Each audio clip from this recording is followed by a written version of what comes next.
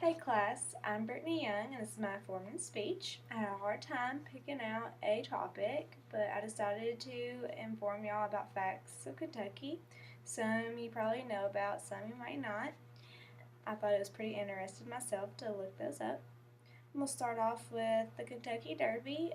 Most people probably know what that is. It's a continuous horse race held in Louisville, Kentucky. They've had names beginning with every letter except the letter X, which I found was very interesting. Along with horses, Man of War, one of the famous horses ever born in Kentucky, actually never ran a race in the state. Another fact that connects with the Derby is Thunder Over Louisville. It is one of the opening festivities before the actual Derby. It is considered one of the world's largest fireworks displays. And at the Derby, the crowd guzzles about 120,000 mint juleps and drains 7,000 liters of bourbon.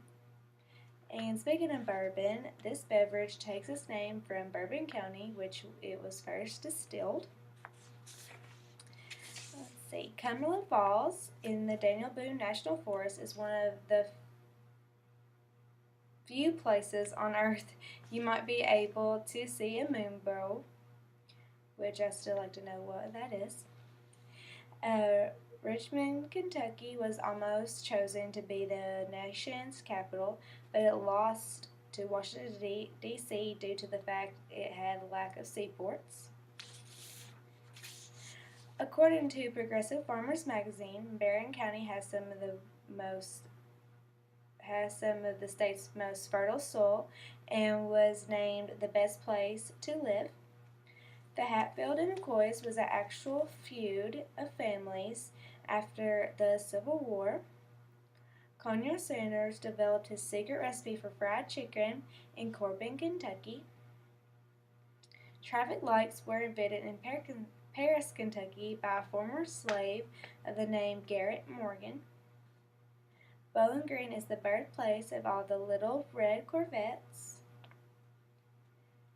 Fort Knox holds the world's largest store of Jell-O. Just kidding. It holds the largest vault of gold, actually, and it's worth about $6 billion. Mammoth Cave is the largest cave system in the world, and also the U.S. second oldest tourist attraction, which is followed by Niagara Falls. Happy Birthday was written and composed by two sisters from Louisville in 1893. And finally, Kentucky, maybe not the largest state, but is bordered by 7 other states.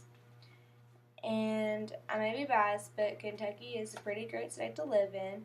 I've been here all my life, and I simply love the weather. It changes from time to time, but I just love it.